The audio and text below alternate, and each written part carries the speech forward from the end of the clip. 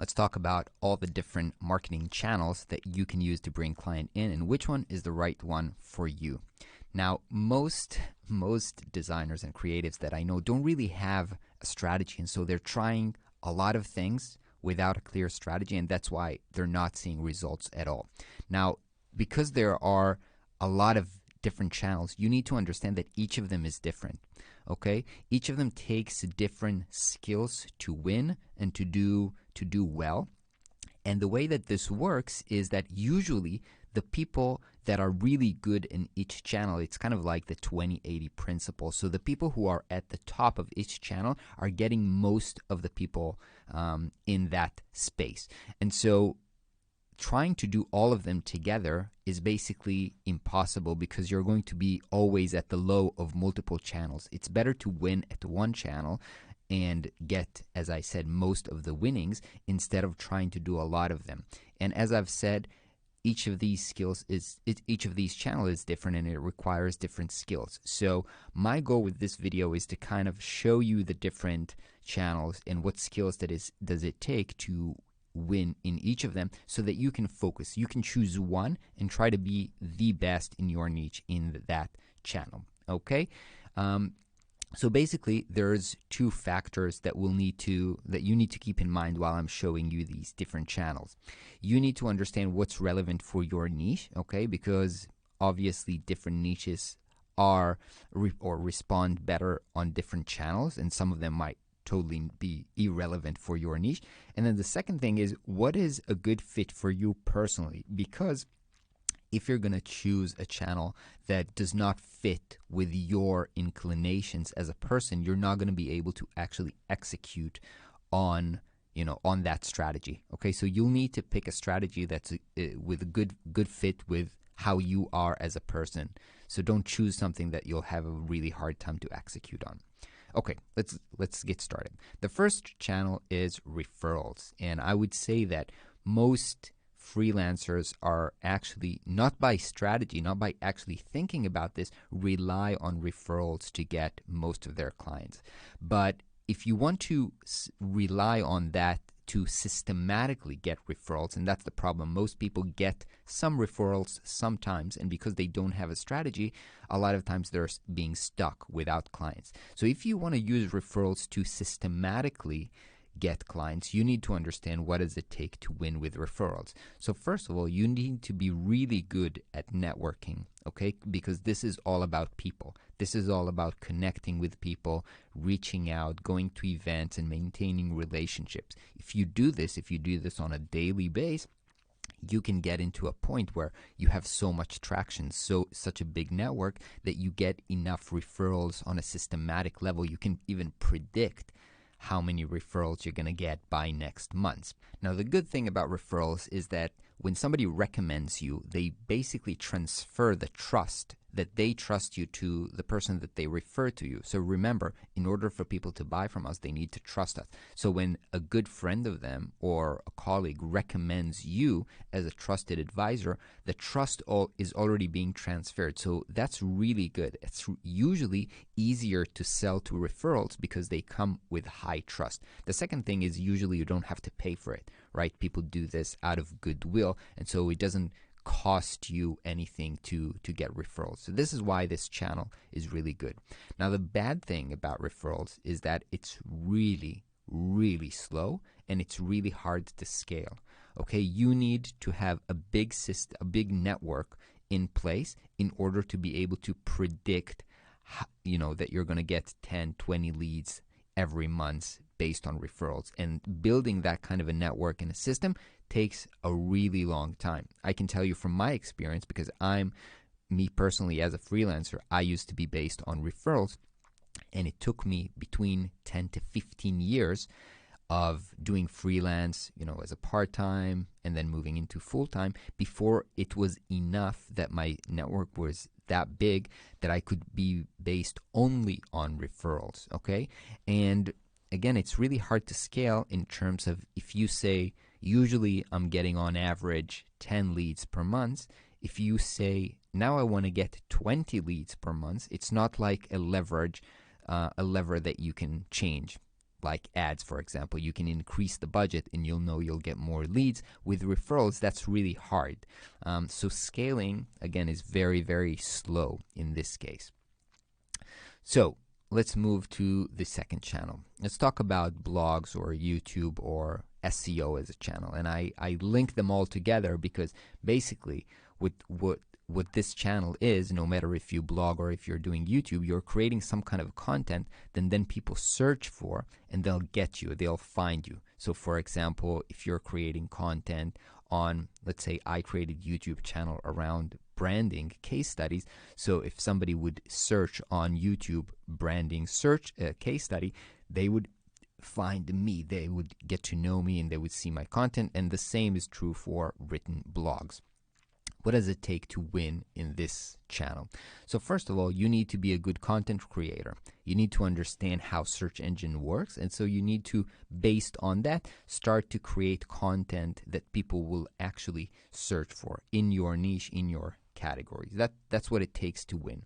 The good thing about this is that it usually positions you as an expert, because people, they have kind of a bias, right? If they see somebody on YouTube, they kind of think about this person, he's on TV or something like that. Or if they read something, it's like they're reading something on the newspaper. And it's true that everybody can open up their YouTube channel or a blog, but people still have that bias. When they see somebody on YouTube, it is being perceived as an expert.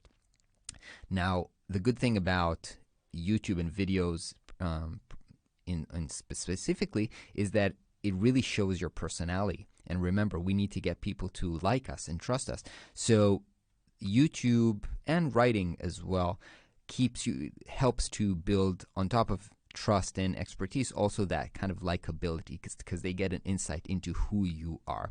Now, if you produce that content consistently, you also kind of retain a relationship with them.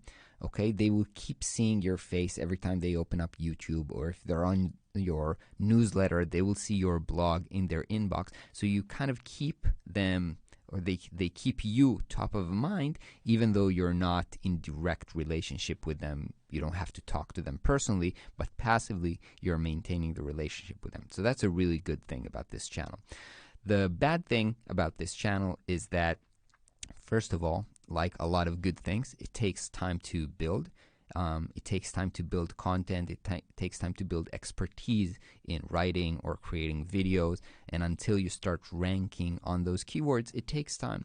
And you're depending on Google, which means that if they change your algorithm, some things might change. So maybe you're used to getting a certain amount of views and leads because you produce one video per week, for example, and now Google decided to change how they rank the videos, and now things, there's a little bit of vulnerability in this channel because you're dependent on the search engine in this case.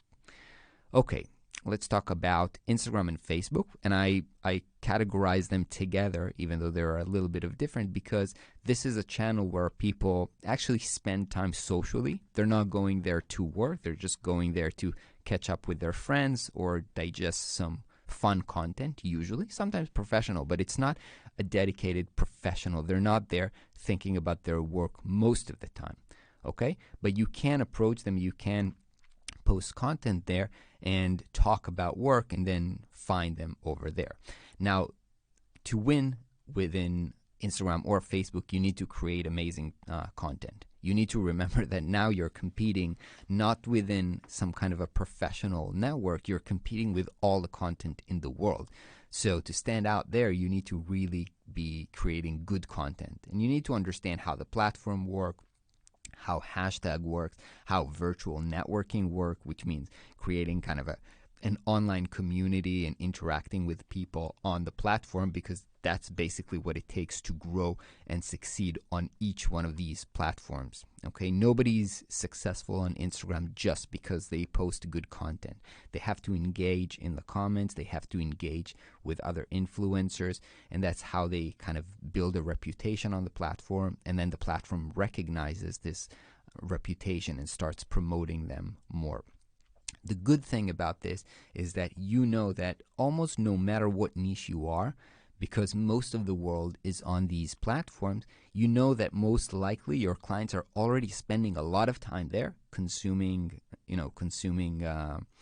content, and you can reach out to them there kind of for free, right? You can get your message in front of them if you do this the right way. So this is a good thing about this. The bad thing about Instagram and Facebook is that you have tons of competition, right? So you're competing not with just other business owners, but you're competing with all the entertainment in the world, and that your clients are not specifically looking for a business solution. They're not like Googling some kind of a business problem that they have. They're just browsing and being entertained, and now you're trying to talk to them about business. So it's a little bit tricky. There's a lot of competition. Not to say that it is impossible. It's still a great way to get clients, but this is what it takes to win.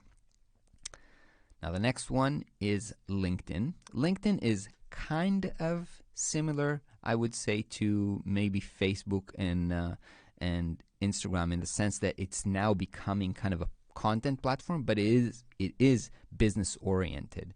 So to win on LinkedIn, you need to have good content, although it's a little bit easier because there's less competition on LinkedIn between content creators. So I would say you don't need amazing content to win. If your content is just good enough and your profile is good, right? It includes you have a professional photo and a description, and you're using your unique selling proposition on your profile, then you can win on that platform. Again, you need to understand how the platform works, how to get your content seen, how to reach out to people on LinkedIn without being considered, a spammy kind of thing. So the good thing about LinkedIn is that clients are already spending time there. There's not huge competition right now as I'm recording this, and it's really easy to find the right clients. There's a lot of groups, there's a lot of good filtering, so you can see who your clients are, who are they following on the platform, and it can really be make your life easier in terms of understanding what content to produce and who to reach out to. Now, as I've said, reaching out on LinkedIn has to be done the right way in order to not be considered as a spam. There's a lot of people just cold messaging, tons of people without any context and not doing this the right way. And so, you need to be mindful of that. The next channel that's relevant for designers is Dribbble and Behance, which you probably know, and a lot of people use it to find clients. However, you need to understand what does it take. It's not easy to win, right? You need to have really a great portfolio, and you need to be positioned and have kind of some traction on your profile, because the way that clients judge people on this platform is sometimes they look at how many followers they have or how many likes they're getting, because they're not always sure about how to judge specific designs. And so you need to make sure that you somehow rank on the platform, whether it is based on search, if people look in your specific geography location, would you rank? What does it take to rank? And how do you make your profile sexy to clients by having some kind of attraction on it? Okay, so clients, in this case, the good thing about these platforms is that clients are specifically looking to hire creatives. So that's a good thing. They're in the mindset to hire. The bad thing about it is that there's huge competition from really good people, and a lot of people who are just started out on the platform a long time ago, they are already kind of platform famous, okay? So they got the traction on their profile, whether they're very good or not. And as I've mentioned earlier, these people who are kind of like the top profile, those 20% of profile are probably going to get 80% of the work on the platform. So if you're not one of these top profiles, it might not even be worth, putting in the effort. And I think it's not impossible, but it's very difficult to win on this channel. The next channel can be events, okay? And events, the good thing about events is that, first of all, you need to be good in person, and you need to know how to network and be confident in creating a relationship. It's kind of like a subset of referrals, right? It's meeting people in person. Now, the good thing about this is when you actually meet people in person and when you meet them face to face, it really builds trust super, super fast. So that's a really good thing. If you're good with people in person, that's a really good thing. Now, the next thing about events is that not many people are going to events because most creatives, most designers are kind of these shy people, introverts, rather sit in front of the computer the whole day long. So usually when you go to events and most other people won't go to events, now you don't have to compete with many people. And specifically when you're not going to design events, right? If you go to professional events, if you go to, for example, my niche is tech. So if you go to tech events, if you go to health events, if you go to real estate events, you won't find there many creatives. And so you'll be the only person that's, when you meet somebody, will be able to offer help around design or web design or that kind of stuff. Now, the bad thing about events, currently I'm recording this in April 2020, where events are literally like physical events are non-existent. So right now this is a challenging channel, might not even be an existing channel. In general, it's tough because you actually have to be there, and it might be a little expensive. You might need to travel, you might need to spend a little money to go at it, but it might be worth it because, as I said, not much competition and most people would feel uncomfortable around it. So this channel might in the next few months or years kind of revert a little bit. I'm not really sure how online events will handle all the in-person or virtual networking thing, but I think that it's very interesting to keep track on that and see maybe you can take advantage of that before other people understand how to do this correctly. Okay, the next channel is ads. Okay, and ads, you need to understand what it does take to win. To win with ads, you need to have a good creative, okay, so a good image and a good copywriting. That's really a little bit of, let's say, hard sale. You need to be clicking on people's trigger in order to get them to click on an ad. And you need to be really good at tracking the numbers. It's really easy to get lost with how much money you spent on ads and how many clients did it actually help you close. So you need to be good at tracking the numbers. Now, the good thing about ads is versus a lot of these different channels who take a lot of time to master and build into kind of a sustainable channel, with ads, you can get in front of the right people immediately. You create a budget, you create a targeting. You can do this on Facebook, Instagram, but on LinkedIn, it's even crazier. You can target the exact niche that you want to target, and you can get in front of them tomorrow. So that's very, very fast, and that's a huge pro. The bad thing about this is that unlike other things, here you need to invest money, okay? While on other channels, your investment is time. Here you actually need to put money, and you need to realize that you might not be good at it initially, so you might burn a little bit of money before you get the hang of this. So depending on what stage you are, you might have more money than time, or maybe you have more time than money, and based on that, you might choose what channel is the best for you. Now, basically, whatever channel you will choose, and we'll go, the homework of this week will be to choose the right one for you. Whatever channel you'll choose, if you'll do good work and you'll give good service, over the long run, everything will move to referrals because you would be working with good clients, and if you did good work for them, they will refer you to other people. So over the long term, you would be moving to referrals. Then it might not make sense to get started right now with referrals, just because, as I said, it takes a lot of time and effort before this is really sustainable and systematically bringing in the number of needs you need to survive and grow. But over the long term, this is what will happen. It will make things easier because, you won't have to actively put much energy into it. It will be free. It will come with high trust. So this is kind of the long-term play. Now, you need to understand that mastering your marketing channel takes time and effort. I obviously, for each one of these channels, there's whole courses and learning about how to create good YouTube or how to create good Instagram or how to create good ads or how to network. So each one of these things has a lot of depth into it that you'll probably need to spend the time and effort into learning and mastering. Okay, but so you need to understand this is kind of like a high level to get you to understand which one is the right one for you, and then you'll have probably the next year, 2, 3 to trying to master that specific channel. Okay, now what I want you to do, and this will be part of the homework for this week, is to make a choice and just get started. Okay, these things take time. I've said it. So don't give up if you don't see amazing results immediately. We're building here something for the long term. Okay, so you need to see this as kind of an investment.